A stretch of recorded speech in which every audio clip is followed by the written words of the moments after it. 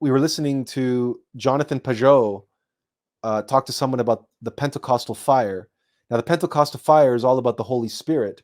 And you know that in Christianity, and not just in Christianity, but in all great religions, there's a trinity, there's a tri-unity. Now, this is important because behind me in this gate, there is a tri-unity. There are two upright pillars and a crossbar. Those are three lines that create this portal. And in a well, there is a trinity, there is a tri-unity in that well. And if we can just put it back on screen for a moment, right?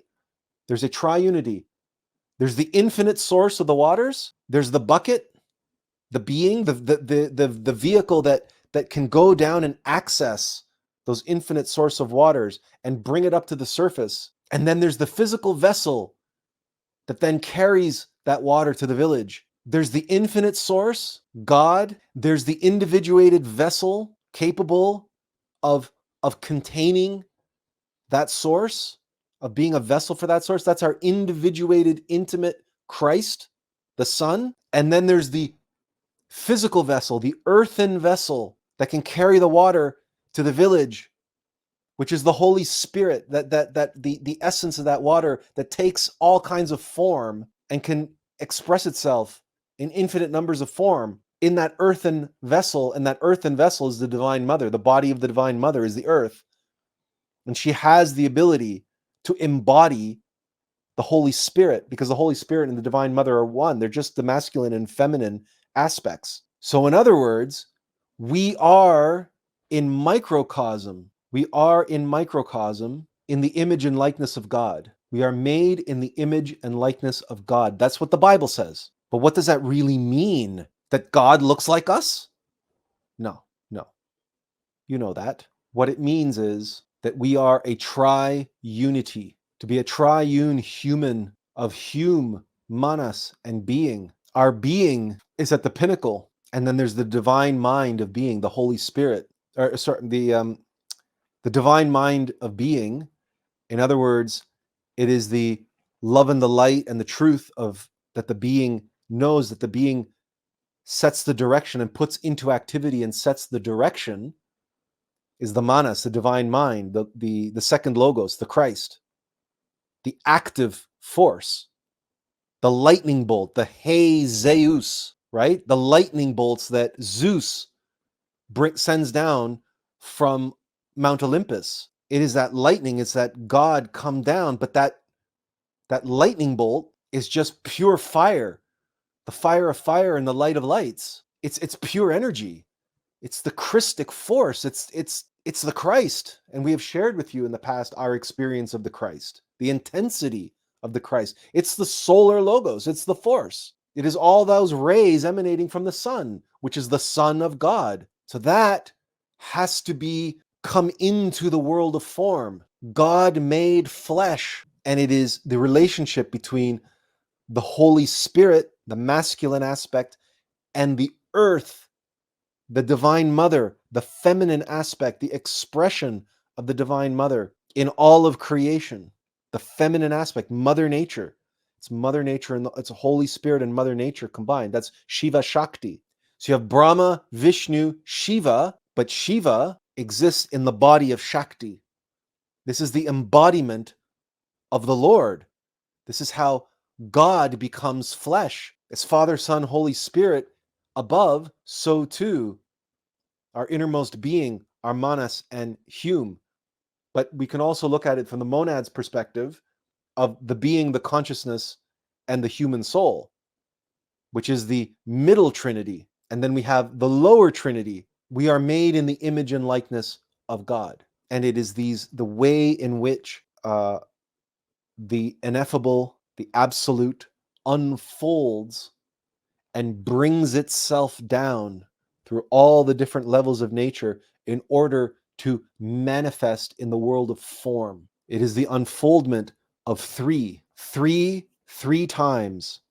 That's 9. 3 plus 3 plus 3, or 3 times 3 is 9. That's Yesod on the tree of life. That's the foundation, the 9th Sephirah on the tree of life. And that is that three behind us that creates the portal from the esoteric to the exoteric, from the world, the unformed essences of form, through to the world of form. And sure, on some level, we can look at all of this and say it's all God, it's all one. But that's a sort of spiritual nihilistic cop-out, and recognizing that we have to get there, that in our present form, at our present level, we are on this journey of development, a seed becoming a sapling, becoming a tree, becoming a full-fledged member of the great brotherhood of trees. Sure, technically, the seed is a part of the forest,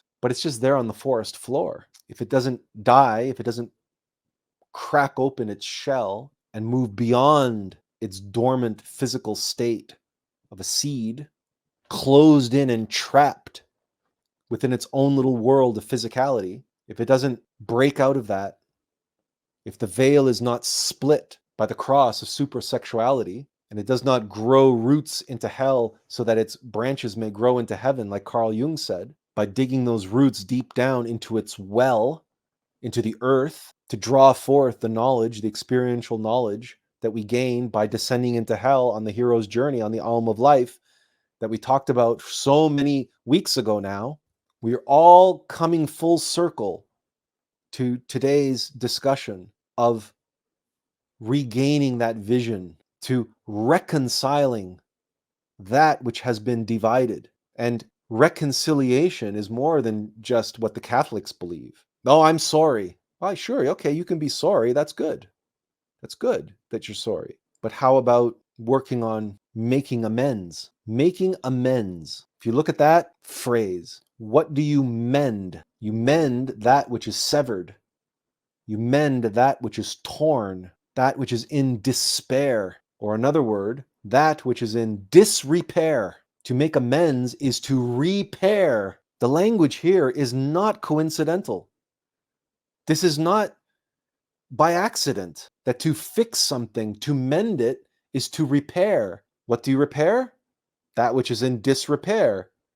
And that which is in disrepair suffers despair. It's in pain. It's torn in two. And that reconciliation is, again, that repair. Making amends is returning to a state of union, of reconnecting, of reestablishing our bonds of intimate connection with one another, our intimate knowledge of one another at the exclusion of others, meaning the exclusion of all those psychological aggregates, all those egos, all those mechanical agents that are trying to pull our attention, our consciousness, into identification only with one aspect of ourselves, with one half of ourselves, which is really, when you understand this trinity, it's not even one half of ourselves, it's 1/3 of ourselves. But unfortunately, because it is our consciousness that gets bottled up in that third, then it is in fact 2/3 of ourself. This is a difficult thing to grasp. But remember, in our analogy of the surface level water, there's water there and there's rope there.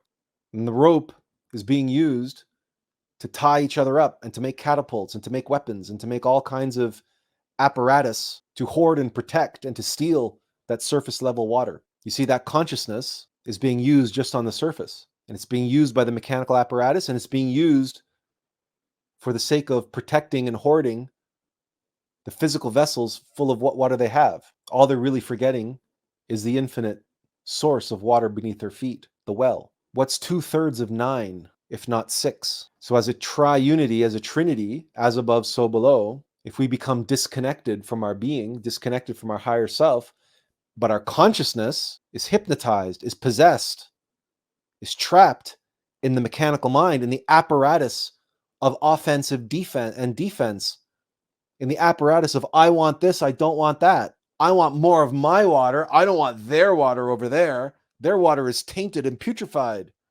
This is the duality of belief. I believe what I believe. I don't believe what they believe over there. And all of this dividing and conquering that takes place in the world because everybody's a six, like 666. There are six in their mind, there are six in their heart, and there are six in their body. In all of their three brains, there is six, because they are not using their apparatus and their physical vessel to make the connection with the bucket that can go down into the infinite depths, to the infinite source and flow of the divine eternal waters. They don't use their mechanical apparatus and physical vessel to serve that final third aspect of themselves, to become a triune human being, to become a true human being, made in the image of and likeness of God, a triunity, a trinity. And that's why self-observation is connected so strongly with self-remembering, remembering our being, remembering our Divine Mother. Because you can practice all the mindfulness you want in the world, but if all that mindfulness still has you identified with the Hume, with your mechanical thoughts and mechanical emotions and your physical vessel, and you forget your true self, then all the mindfulness in the world is not going to turn you from a 6 into a 9. It's not going to turn 666 into 999. So consciousness, the connection to our divine vessel, our monad, our innermost intimate Christ, cultivating that connection, remembering that connection, and serving the will of that vessel for the infinite source. This is what the mechanical apparatus and the physical vessel is designed for, to bring the water from the depths of the earth to the surface and to share it with the world. We all have within us a well, and the waters in that well that long to come up to the surface are unique in some way to us.